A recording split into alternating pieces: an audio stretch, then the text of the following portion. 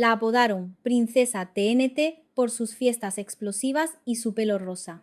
Pero su mayor explosión no fue en una pista de baile, sino en una sala de subastas, donde tuvo que liquidar un imperio de 500 años solo para poder salvarlo de la ruina. La muerte del príncipe Johannes von Thurn und Taxis no fue solo una tragedia familiar, fue el pistoletazo de salida para la mayor catástrofe financiera de la aristocracia europea moderna.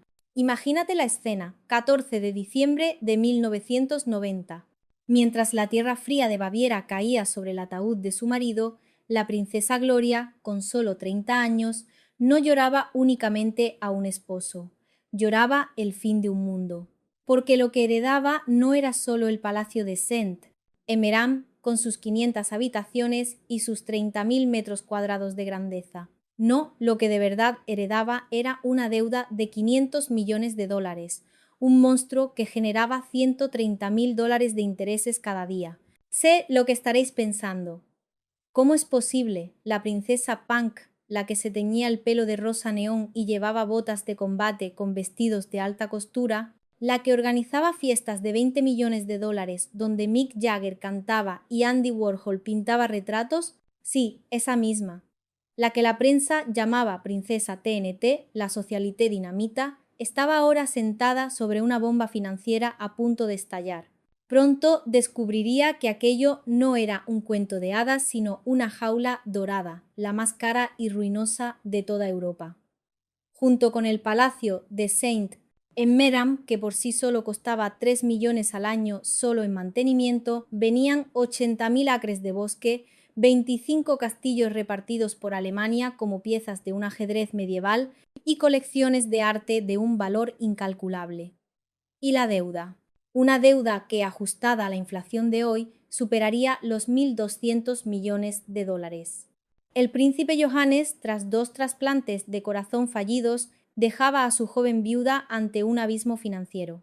Y para empeorar las cosas, la ley de sucesiones alemana, la inflexible por Erbschaftssteuer, le daba solo 9 meses para pagar 50 millones en impuestos. Cada mes que pasaba, 4 millones de dólares se evaporaban solo en intereses, mientras la factura de la luz y la calefacción del palacio seguía llegando. En los garajes, 27 coches de lujo acumulaban polvo, mientras los sirvientes se preguntaban si cobrarían el mes siguiente. La infraestructura de la aristocracia de repente era insostenible. Sus 3 hijos pequeños, María Ceresia, Elizabeth y el príncipe Albert, jugaban en salones rodeados de tapices y cuadros de maestros que su madre quizás tendría que subastar para satisfacer al fisco. Este vídeo no es solo la historia de una princesa fiestera, es la historia de cómo una mujer, en apariencia frívola, tuvo que llevar a cabo la mayor liquidación de bienes nobles desde la Revolución Francesa para salvar un legado de 5 siglos. Tuvo que destruir su pasado para poder tener un futuro. Vamos a retroceder al inicio, porque para entender la explosión, primero hay que entender cómo se fabricó la bomba. Para comprender la magnitud del desastre de Gloria, hay que entender la gloria de los Thurn und Taxis. Su historia no es la de brutos señores feudales, sino la de genios de la logística. Estamos en 1490. Europa es un mosaico de reinos inconexos, donde la información viaja a la velocidad de un caballo cansado. Enviar una carta de Bruselas a Innsbruck podía tardar 3 semanas. Entonces, un tal Franz von Taxis, miembro de una familia de comerciantes italianos apellidada Tasso, tiene una idea revolucionaria. Convence al Sacro Emperador Romano Germánico, Federico III, para que le conceda el monopolio del servicio postal. Creó la primera red de comunicaciones internacional del mundo, el Vorkaiserliche Reichspost. La innovación fue brutal. Imagínate, estaciones de relevo, las Vorpoststationen, posicionadas cada 15 kilómetros, con caballos frescos siempre listos y mensajeros profesionales que hacían el mismo trayecto en menos de 7 días. La gente estaba flipando. El emperador Maximiliano I no tardó en expandir y codificar este monopolio, convirtiendo a la familia Taxis, más tarde germanizada a Thurn und Taxis, en los proveedores postales hereditarios de su vasto imperio. En su apogeo, la red llegó a tener 20.000 empleados, introduciendo tarifas estandarizadas que democratizaron la comunicación. Durante 500 años, esta familia no hizo otra cosa que acumular riqueza de forma metódica y, seamos sinceros, bastante aburrida. Los beneficios del correo, los Porposteinamen, financiaron la compra de 80.000 acres de bosques en Baviera, 25 castillos en puntos estratégicos, bancos y hasta cervecerías. No eran una familia de derrochadores, eran constructores de imperios. Cada generación añadía un ladrillo más al edificio, gestionando sus activos con una precisión casi científica. En 1748 adquirieron un antiguo monasterio benedictino en Ratisbona y lo convirtieron en su sede, el Palacio de Saint-Emmeram, un coloso que rivalizaba en tamaño y esplendor con el Palacio de Buckingham. Y debajo, en la cripta, yacían los antepasados, testigos silenciosos de cómo una idea brillante se había convertido en una de las mayores fortunas de Europa. Incluso cuando Otto von Bismarck unificó Alemania en 1867 y nacionalizó el servicio postal, la familia recibió una compensación masiva y ya se había diversificado lo suficiente para mantener su inmensa riqueza. Un faro de estabilidad, gestión y poder. Nadie imaginaba que todo ese legado, construido con la paciencia de 5 siglos, podía ser aniquilado por la especulación de una sola década. Y aquí es donde entra nuestra protagonista, Gloria von Schönburg-Blauschau. Suena muy impresionante, ¿verdad? Pues la realidad era bastante menos glamurosa.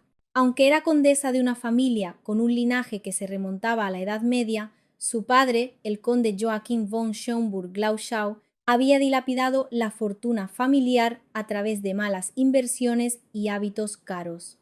La familia vivía en la pobreza, pero no en una pobreza cualquiera, sino en esa pobreza aristocrática, la peor de todas, la que te obliga a mantener las apariencias sin tener con qué. La madre de Gloria tuvo que vender las joyas de la familia en secreto solo para pagar las facturas. Así que, en 1979, la joven Gloria, con 19 años, se encontraba trabajando de camarera en el Nürnberger Bratwurst-Glöckl, un local lleno de humo en Múnich, sirviendo jarras de cerveza y limpiando mesas para turistas que nunca sospecharon su linaje. Imagina la humillación y la rabia. Tener un nombre que abre puertas en los salones más exclusivos, pero que no vale nada en el banco. Ver cómo gente con mucho dinero pero cero pedigrí te trata como a una sirvienta.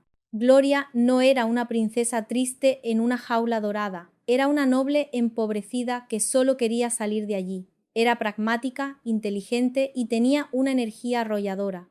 Era una superviviente. No tenía tiempo para cuentos de hadas, necesitaba una oportunidad.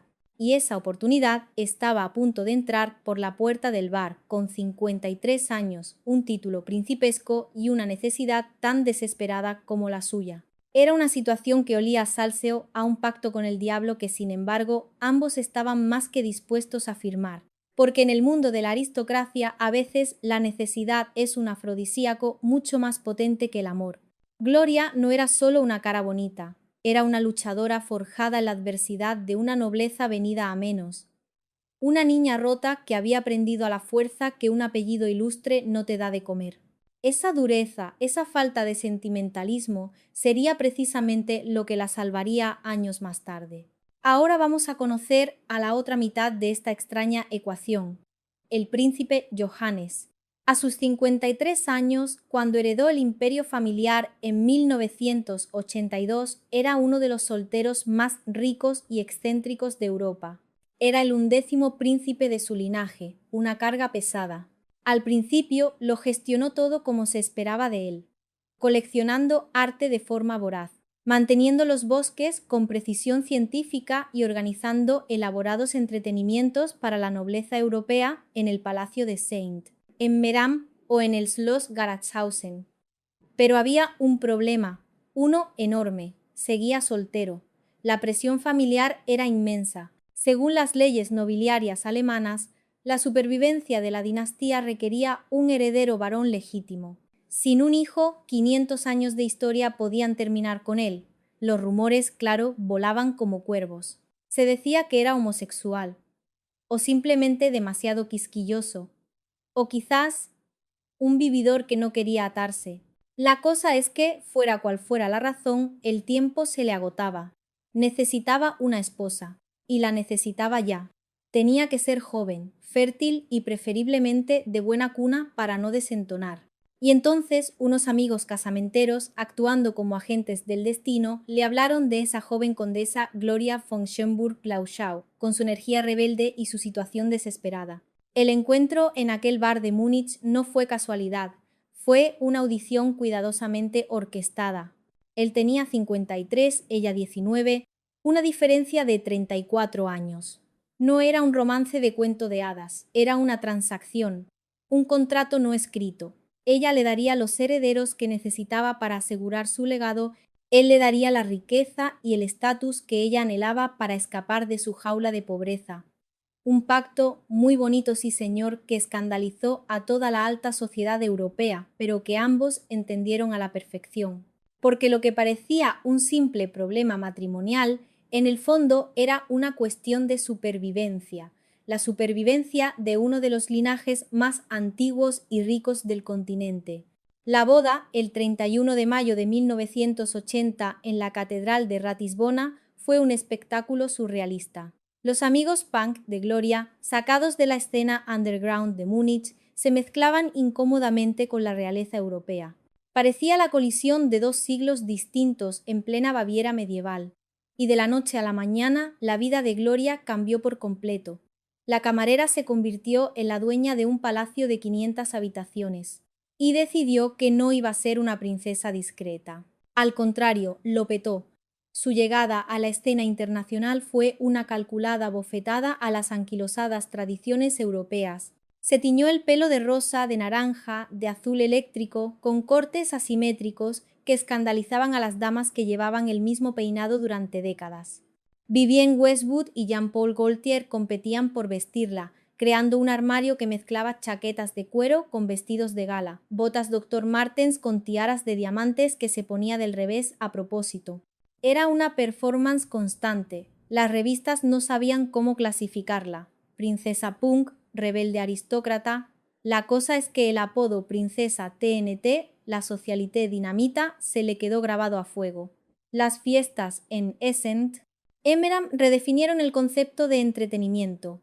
Andy Warhol pintaba retratos entre platos, Mick Jagger cantaba en el salón de baile rococó y Keith Haring creaba arte en las paredes del palacio. La celebración del 30 cumpleaños de Gloria en 1990 costó supuestamente $20 millones. Mientras tanto, y esto es lo importante, cumplió su parte del trato con una eficiencia implacable. Dio a luz a 3 hijos en rápida sucesión.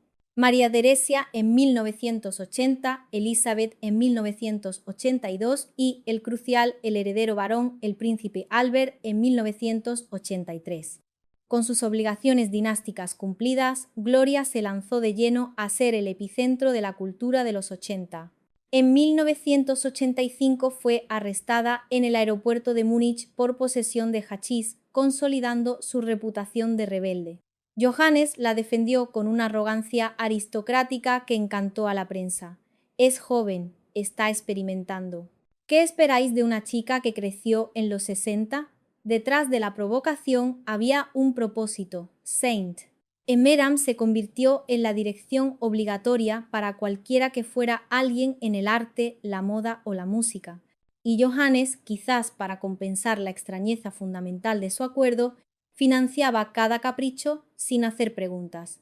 Pero mientras la princesa TNT dinamitaba las convenciones sociales en la superficie, en las profundidades del imperio de los Stern und Taxis, algo se estaba pudriendo. Y aquí es donde la historia se vuelve realmente oscura. El príncipe Johannes, fascinado por el brillo del éxito moderno y quizás sintiendo el peso de la edad, había permitido que un círculo de asesores financieros se infiltraran en la gestión de su fortuna. Muchos de ellos, con flamantes títulos de la Harvard Business School y pedigrí de McKinsey, eran vistos como los nuevos gurús. Estos genios de las finanzas le convencieron de que tener el dinero en bosques y castillos era de viejos, anticuado, ineficiente. Lo moderno, lo inteligente, era apalancar esos activos centenarios para invertirlos en el mercado inmobiliario comercial de Norteamérica. Claro que sí, guapi. Imagina la escena. Jóvenes con trajes caros explicándole a un príncipe alemán de 60 años por qué era mejor tener un porcentaje de una torre de oficinas en Toronto que un bosque bávaro del siglo XVI. Compraron rascacielos en Canadá y centros comerciales en Vancouver, justo en la cima de la burbuja inmobiliaria de los 80. Pidieron préstamos millonarios, poniendo como garantía propiedades insustituibles, castillos y tierras que habían pertenecido a la familia desde la Edad Media. Johannes firmó garantías personales, vinculando el patrimonio ancestral a negocios especulativos en países que ni siquiera había visitado. Era un castillo de naipes financiero, construido sobre la arrogancia y la codicia, un espejismo de modernidad que devoraba un patrimonio real y tangible. Mientras el mundo solo veía el pelo rosa de Gloria y los fuegos artificiales de sus fiestas, una deuda silenciosa, un cáncer financiero, crecía sin control. La bomba de relojería estaba montada y el contador ya corría, pero la música en el salón de baile rococó estaba demasiado alta para que nadie pudiera oír el tic-tac. Nadie, excepto quizás los banqueros que sonreían mientras firmaban los papeles. El 29 de octubre de 1990, la música se detuvo de golpe. Johannes sufrió un fallo cardíaco y fue sometido a un primer trasplante en la clínica cardíaca de Múnich. Fracasó. Semanas después, un segundo intento desesperado también resultó inútil. El 14 de diciembre, el príncipe Johannes murió. La fiesta había terminado. Para Gloria, de 30 años y con 3 hijos pequeños de 10, 8 y 7 años, el shock emocional fue brutal, pero lo que vino después fue peor. El castillo de naipes se vino abajo. Los acreedores no esperaron ni a que terminara el luto. Presentaron la factura $500 millones prestados contra los activos familiares para esas aventuras inmobiliarias en Norteamérica que con el crash de finales de los 80 se habían desplomado de forma espectacular. Los rascacielos de Toronto y los centros comerciales de Vancouver se habían convertido en agujeros negros financieros. Y por si fuera poco, el Estado alemán añadió su propia demanda inflexible. $50 millones en impuestos de sucesión, la temida por Erbschaftssteuer, que debían pagarse en un plazo de 9 meses. Esta ley rígida la obligaría a vender activos en las peores condiciones de mercado posibles, un mercado deprimido donde los compradores olían la desesperación a kilómetros. De repente, el patrimonio de $2.000 millones del que hablaba Forbes era una ilusión. Los castillos no podían pagar las facturas y los bosques no podían satisfacer a los tenedores de bonos que exigían efectivo de inmediato. El palacio de Saint Emeran por sí solo devoraba 3 millones al año en mantenimiento, una hemorragia financiera que no podían detener. Los mismos asesores de Harvard que habían creado el desastre ahora ofrecían planes de reestructuración que en la práctica habrían convertido a la familia en meros inquilinos en su propio palacio. La princesa fiestera, viuda a los 30, se enfrentaba a una elección imposible. O declaraba la bancarrota y lo perdía todo, o empezaba a luchar. El lema familiar per omnia saecula, por todos los siglos, sonaba ahora como una broma cruel. Aquí es donde la historia da un giro que nadie esperaba. La princesa TNT, la socialité aparentemente superficial, demostró tener una columna de acero. La dureza que había aprendido como condesa arruinada en Múnich salió a la superficie. En cuestión de semanas hizo lo impensable, despidió a todo el equipo de asesores de su marido, 4 de los 5. Reconoció que sus títulos de Harvard y sus marcos de trabajo de McKinsey no eran más que papel mojado que había ayudado a encender el fuego que ahora pretendían apagar. Eran parte del problema, no de la solución. Y entonces comenzó su verdadera transformación. Ya no era solo una princesa triste, era una mujer decidida a tomar el control de su historia. Las revistas de moda de su mesita de noche fueron reemplazadas por libros de texto sobre contabilidad, derecho fiscal alemán y navegación de quiebras internacionales. Desapareció por completo de la vida social. Contrató tutores privados que acudían a diario al palacio para enseñarle los principios que nunca había necesitado. Estaba tan cansada por la noche, recordaría más tarde en una entrevista para Vanity Fair, describiendo cómo pasaba los días gestionando el duelo de sus 3 hijos y las noches estudiando hojas de cálculo y balances financieros hasta la medianoche, aprendiendo a usar software de contabilidad. Imagina esa escena. Una mujer joven, sola, en un palacio gigantesco y silencioso, aprendiendo a marchas forzadas un lenguaje financiero hostil para luchar contra un ejército de banqueros y abogados. Se estaba convirtiendo en una guerrera, forjada no en el campo de batalla, sino en las salas de juntas, decidida a salvar la herencia de sus hijos. La primavera de 1991 le trajo la comprensión total de la catástrofe.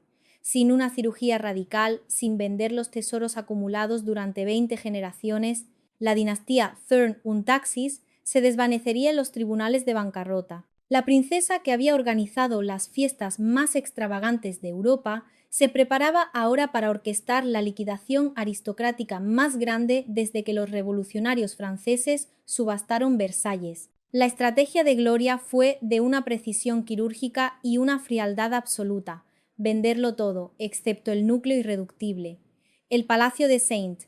Emmeram como sede familiar, un mínimo de bosques para generar ingresos y lo justo para mantener la identidad familiar. El resto fuera. A principios de 1992, los especialistas de Sotheby's y Christie's llegaron a St. Emmeram como elegantes buitres, catalogando 5 siglos de historia para la subasta, mientras Gloria veía cómo el pasado de su familia era etiquetado con números para la venta. Fue un desmantelamiento sistemático. En 3 años brutales, 22 castillos encontraron nuevos dueños. El 17 de noviembre de 1992, la subasta de joyas de los príncipes de Thurn-und-Taxis en Ginebra recaudó $15 millones. Tiaras, coronas de perlas y hasta 2 insignias de la Orden del Toisón de Oro, la más alta condecoración del Sacro Imperio Romano, todo fue vendido. En octubre de 1993, la subasta se celebró en el propio palacio. Durante 9 días, en lo que se convirtió en la subasta más larga de una casa inglesa en el siglo XX, se vendieron 7.600 lotes, 75. 000 botellas de vino de bodegas que databan del 1700, 400 mesas donde diplomáticos habían negociado, 940 sillas que habían soportado a la aristocracia durante siglos. El arte contemporáneo que habían comprado en su apogeo social se dispersó por el mundo. Los Warhol, los Keith Haring, los Basquiat, hasta las esculturas de Jeff Koons, todo liquidado. El banco familiar, el First Thurn-und-Taxis Bank, fue vendido a competidores que borraron inmediatamente la conexión familiar. Las cervecerías Fürstliche Brauerei Thurn-und-Taxis, vendidas a Polanar en 1996. Las torres de oficinas en Canadá y las propiedades en Brasil, la misma raíz del problema, se vendieron con pérdidas asombrosas en un mercado que todavía estaba cayendo. El personal del palacio se redujo de cientos a unas pocas docenas. Gloria cambió sus 27 coches de lujo por 3 vehículos prácticos y tuvo que aprenderse los horarios del autobús después de vender la flota de jets privados. Fue un proceso doloroso, un acto de destrucción necesaria. Cada martillazo del subastador era un eco de la historia que se desvanecía, un sacrificio para que algo, cualquier cosa, pudiera sobrevivir.